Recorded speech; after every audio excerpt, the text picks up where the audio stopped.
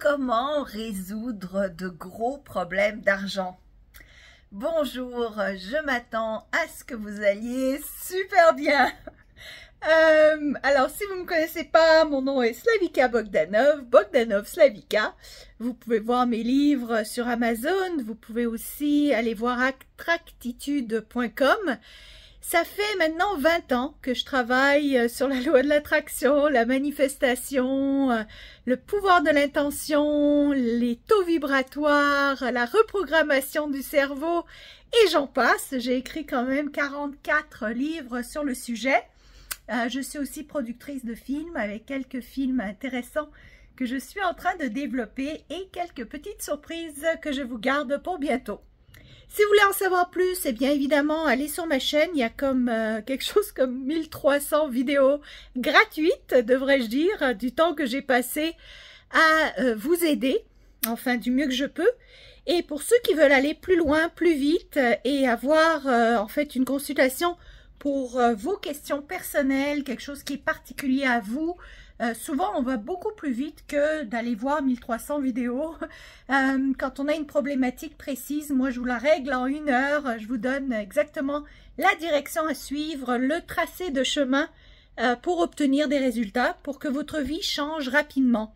Pour ceux qui veulent avoir quelque chose de plus en approfondi, en profondeur, vous pouvez prendre un mois avec moi et dans ce cas-là, je vous tiens par la main tout du long du mois pour que vous accomplissiez de grands résultats en un mois, ce qui est vraiment possible. J'ai vu des choses extraordinaires, des gens guéris, des gens qui ont réglé tous leurs problèmes d'anxiété, de trauma, de blocage, de pensées négatives, qui ont atteint des résultats extraordinaires qu'ils ne pouvaient même pas imaginer avant de démarrer le processus.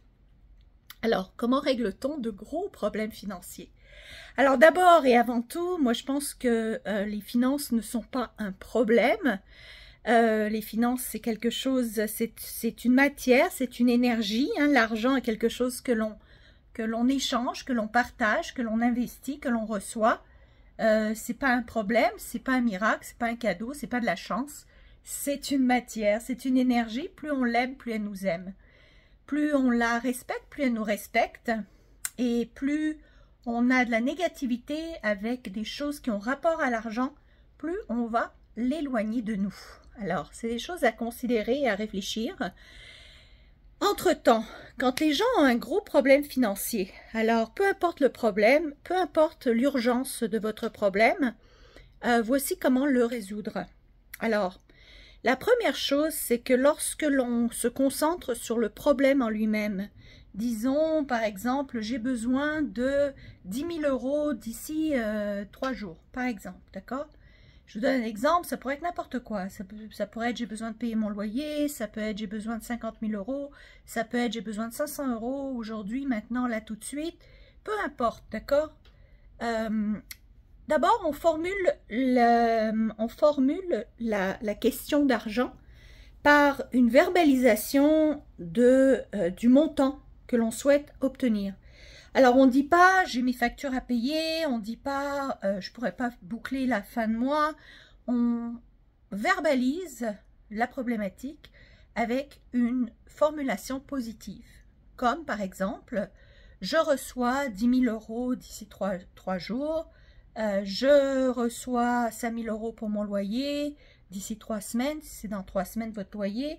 Voyez-vous, donc vous formulez de manière positive votre question. Ça va changer quelque chose au niveau du cerveau. Parce que quand vous êtes devant la problématique, mais qu'elle n'est pas clairement identifiée, par exemple, j'ai besoin de plus d'argent, je manque d'argent, je n'arriverai pas à boucler ma fin de mois, j'ai beaucoup de dettes, je veux payer mes factures.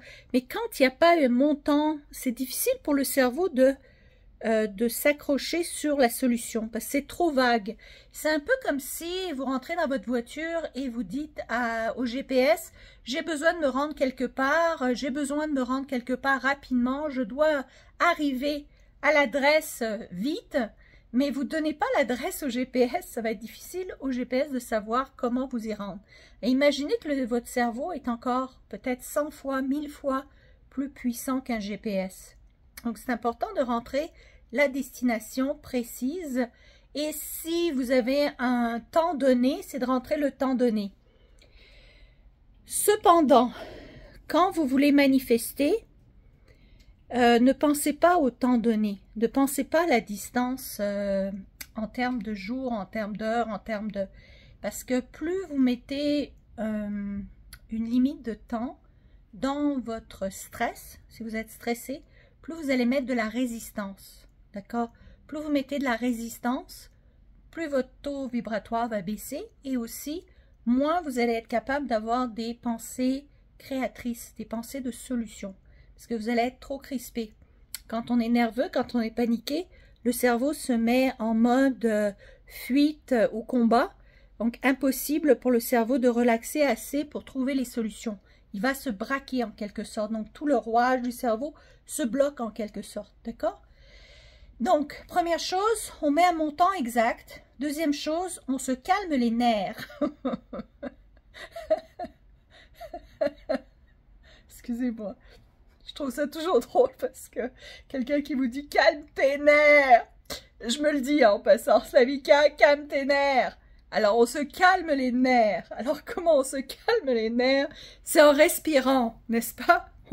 On peut pas respirer tranquillement et être nerveux.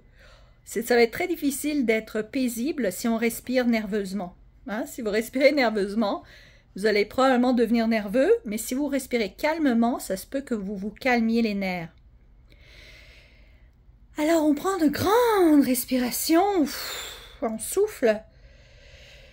Grande respiration et on souffle. D'ailleurs, c'est un peu la respiration du soulagement. Hein? Quand on a trouvé une solution, on respire souvent comme ça, on respire soulagé, n'est-ce pas? Ah, enfin, hein? C'est la respiration du soulagement.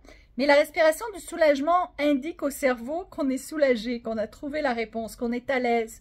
Plus on est à l'aise, plus on est soulagé, plus le cerveau va trouver la réponse. C'est la cause à effet inversée. Alors, suivez-moi, vous me suivez jusqu'à là. Dites oui, mettez un like, mettez un commentaire. Oui, je te suis, Slavika. Mettez le montant d'argent que vous voulez attirer. Écrivez-le dans la description. Au moins, ça va être écrit, ça va être précis, ça va être la direction que vous voulez obtenir, dans laquelle vous vous dirigez. Donc, je répète, première étape, le montant exact. Deuxième étape, on se calme les nerfs. Il faut comprendre que lorsque l'on s'accroche au problème, d'accord, avec le stress, on s'accroche encore plus au problème. Avant, il y a des années de ça, je disais toujours que la solution n'est pas dans le même département que le problème. Que vous pouvez imaginer un grand supermarché et vous avez la section problème et vous avez la section solution. La solution ne se trouvera jamais dans la même section que le problème. Imaginez que votre cerveau est un grand supermarché, vous avez le problème quelque part, mais la solution va être ailleurs, dans un autre compartiment. Donc, plus vous pensez au problème, plus vous vous accrochez au problème, moins vous allez trouver la solution. C'est clair comme de l'eau de roche. C'est peut-être pas facile à faire, mais c'est vraiment ça. C'est vraiment ça à 100%. Faites-le, vous allez voir, ça marche à tous les coups, pour tous les problèmes, pour toutes les tailles de problèmes, ça ne change rien. D'accord? Donc, vous allez vous distancer du problème. Le fait de se calmer les nerfs, ça va déjà vous distancer un petit peu du problème. Ensuite, quand on est trop accroché à la question, à la problématique, on se met dans une situation de victime. C'est-à-dire qu'on se met plus dans « ça m'arrive à moi ». Je n'ai pas vraiment le contrôle sur la situation. Ça m'arrive à moi. C'est une chose dure, difficile, que je ne sais pas comment je vais m'en sortir. La panique, ça m'arrive à moi, je suis la victime, pauvre de moi, etc. C'est pas comme ça qu'on trouve une solution. Au contraire, c'est comme ça qu'on tourne encore plus dans plus de problèmes. Alors à la place, une fois qu'on est vraiment calmé et qu'on a pris des grandes respirations, qu'on s'est un petit peu distancé, vous pouvez faire même un petit peu de silence dans votre tête, juste pendant une seconde, juste vous calmer un petit peu là. Ça ne va rien changer le fait de vous calmer. Hein? Ça ne va pas faire en sorte que toute la planète va vous tomber sur la tête. Ça ne va pas faire en sorte que le problème va être encore plus grave. Peu importe l'urgence, les solutions peuvent arriver en un quart de seconde. Donc, c'est pas le fait que vous calmiez pendant 3 minutes qui va changer l'urgence, qui va faire que l'urgence est plus urgente. Par contre, si vous vous accrochez au problème et que vous êtes stressé, ça se peut que le temps passe, que vous ne trouviez toujours pas de solution et que là, vous deveniez de plus en plus paniqué. Donc, ça sert à rien, même si l'édifice brûle. Hein, avant, moi, j'avais pris des cours en France sur comment réagir lors d'un feu dans des entreprises, dans des bureaux. Et ce que nous apprenait justement, c'est quand il y a le feu, on se calme. Hein, c'est pas là où on panique, parce que si on panique, c'est là où on fait encore plus d'erreurs. Hein. S'il y a un feu et qu'on verse de l'eau, mais que c'est un feu d'huile et que ça prend feu encore plus, ça n'arrange rien. Donc il faut vraiment se calmer dans les urgences. J'ai été d'ailleurs, pour ceux qui ne le savent pas, j'ai été stewardess, j'ai été hôtesse de l'air pendant quelques temps. Pareil, hein, on nous apprenait comment rester calme dans n'importe quelle situation. Donc, si l'avion va se crasher, c'est pas là qu'il faut paniquer. Ça ne changera rien, l'avion est en train de se crasher de toute manière. D'ailleurs, j'ai eu une urgence dans un des avions où j'ai été, donc je sais très bien de quoi je parle. Alors, ça, ce serait pour une autre histoire. Alors, on se calme, on se détache un petit peu du problème, donc on passe juste quelques instants, juste à mettre le silence dans notre tête, à se distancer. La prochaine étape, et ça prend, si vous croyez en Dieu, ça aide, ça prend une espèce de confiance. Croire en Dieu, ça aide. Moi, je crois en Dieu, donc ça m'aide beaucoup parce que ce que je me dis, c'est que si Dieu a mis en moi une envie, le problème, en fait, vient du fait que l'on veut quelque chose, mais on a un obstacle, quelque chose qui nous empêche d'avoir ce que l'on souhaite. On pense que c'est un obstacle. Des fois, c'est pas un obstacle. Des fois, ça peut être même l'étape qu'on doit passer pour obtenir ce que l'on souhaite. Parfois, c'est une marche, c'est un escalier pour aller plus loin, pour aller plus haut, pour apprendre, pour devenir une meilleure personne. C'est pas toujours un problème. Problème dans le sens négatif. Donc, le fait que je crois en Dieu, je me dis, Dieu ne mettrait pas quelque chose dans mon cœur s'il ne me donnait pas aussi la solution, qu'il ne me donnait pas aussi la trajectoire pour y arriver. Si c'est pas pour moi, j'en veux pas. Je préfère avoir les choses qui sont pour moi. Je décide que je veux les meilleures choses qui sont pour moi, qui sera meilleures pour moi, pour ma vie, qui embellirait ma vie davantage. Ça, c'est la première chose. L'autre chose que je me dis, c'est que nous sommes tous, moi pas plus que vous pas plus que moi, nous sommes tous des êtres avec une intelligence infinie, une capacité de résoudre des problèmes infinis.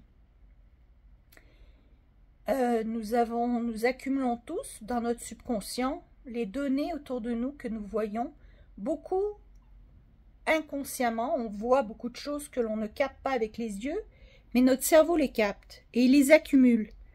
Donc, dans toutes ces données accumulées, on a la réponse.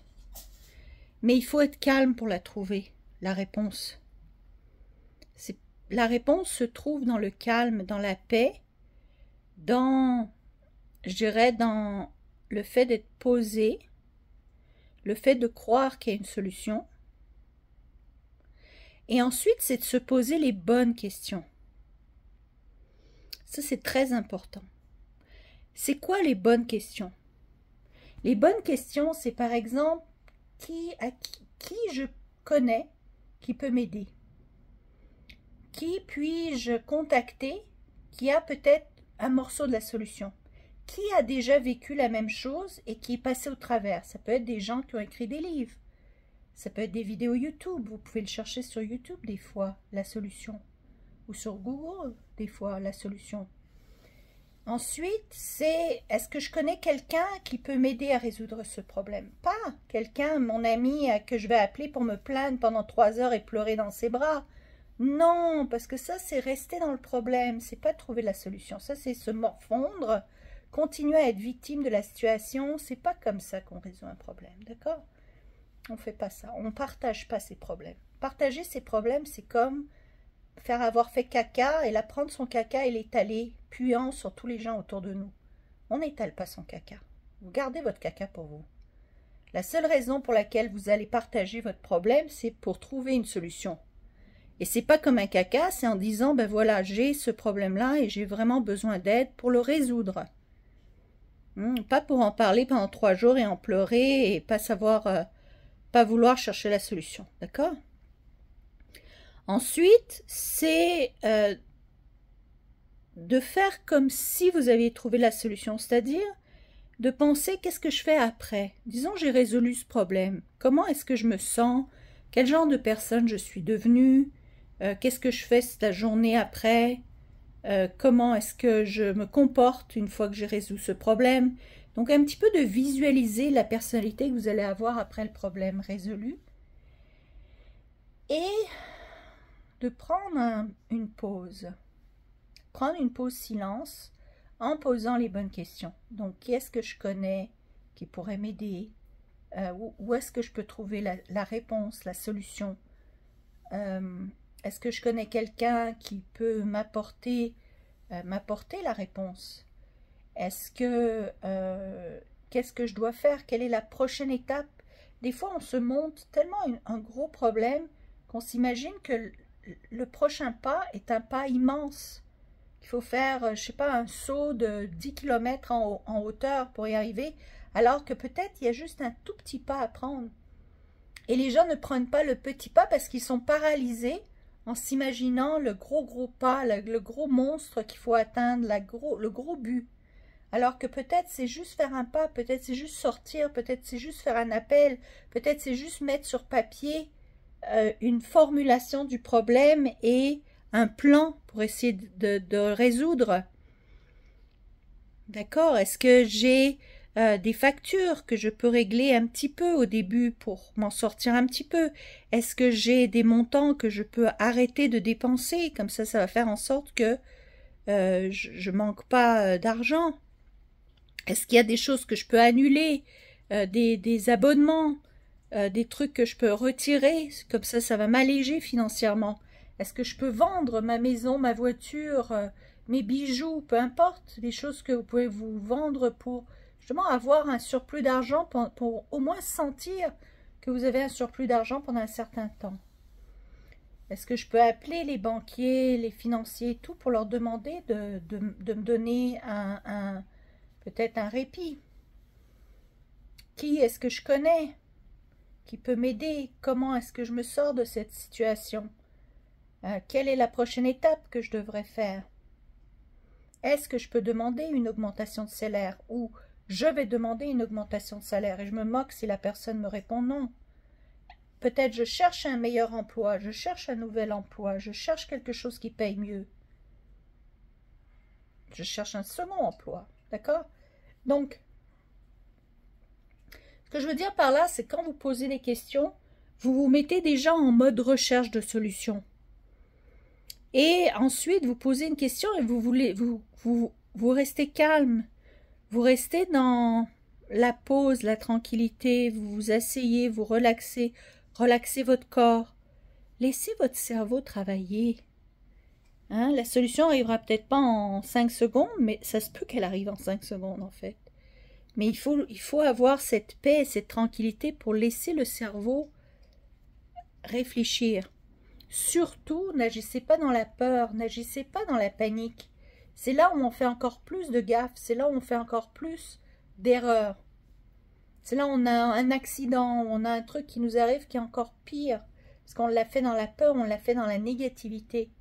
Agissez seulement dans la positivité. Et calmez-vous. Calmez-vous au fur et à mesure. Si vous avez peur, eh bien calmez-vous. J'ai pas d'autre chose à vous dire. Il faut vous calmer les nerfs. Donc, regardez un truc qui vous fait rire, justement. Trouvez un moment où est-ce que vous pouvez rigoler, vous distancer, ne pas y penser 24 heures sur 24. Ça va pas vous aider parce que à quoi vous pensez 24 heures sur 24, c'est au problème, c'est au manque. C'est pas à la résolution, c'est à ce qui vous manque. Plus vous pensez au manque, plus vous allez en créer. Si vous avez des dettes, écrivez-les une fois et puis c'est tout. Ne revenez plus sur le calcul, vous savez combien vous devez. C'est bon, on a compris. Vous n'allez pas rester et vous apitoyer et comme vous morfondre sur la situation. D'accord? Alors j'espère que ceci vous a aidé.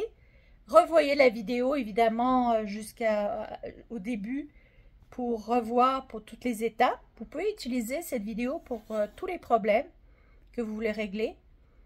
C'est des étapes assez simples, pas toujours faciles. C'est pour ça souvent qu'on a besoin d'aide, de l'aide d'un consultant, de l'aide d'un coach.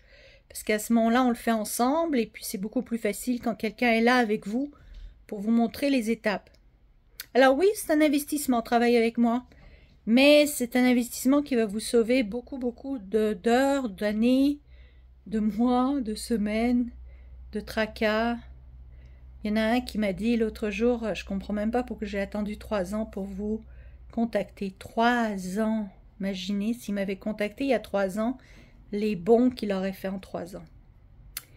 Mais bon, c'est pas moi qui sois juge. Les gens attendent qu'il soit trop tard pour commencer à se dire « Oh, tiens, je pense que je suis en train de me noyer là. Pourquoi j'ai pas appelé Slavika quand je pouvais encore nager, quand je n'étais pas en train de me noyer ?»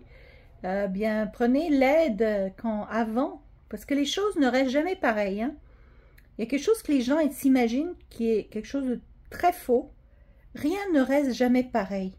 Vous regardez l'univers, vous regardez la nature, vous regardez même votre corps, vous regardez tout autour de vous, il n'y a jamais rien qui reste pareil. Tout change tout le temps. Et comment les choses changent? Soit elles vont dans le meilleur, soit elles vont dans le pire. Quand on ne fait rien, quand on pense qu'on reste au statu quo, les choses vont dans le pire. C'est rare que les choses d'elles-mêmes vont meilleures. Et plus on s'inquiète, plus les choses vont dans le pire rapidement. Donc rien ne reste jamais pareil. Mais quand vous vous mettez à changer, à améliorer l'intérieur, souvent l'extérieur change et s'améliore. Et des fois, très rapidement. J'en sais quelque chose. Alors, je vous embrasse.